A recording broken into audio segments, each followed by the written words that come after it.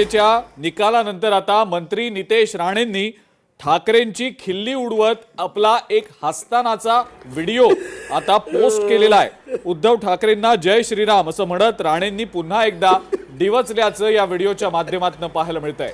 उद्धव ठाकरे आणि पेंग्विनला जय श्रीराम असं म्हणतात नितेश राणे आणि काहीही न बोलता काही टिप्पणी न करता केवळ आपल्या हसण्याच्या माध्यमातून या ठिकाणी नितेश राणे यांनी शिवसेनेची खिल्ली उडवलेली आहे। कारण 30 वर्ष ठाकरेंच्या शिवसेनेकडे BMC होती आणि त्यानंतर भाजपनं महायुती या ठिकाणी BMC खेचून आणताना ही दिसते महायुती आणि त्यामुळे पुन्हा एकदा नितेश राणे डिवचताना दिसतात ठाकरे बंधूंना।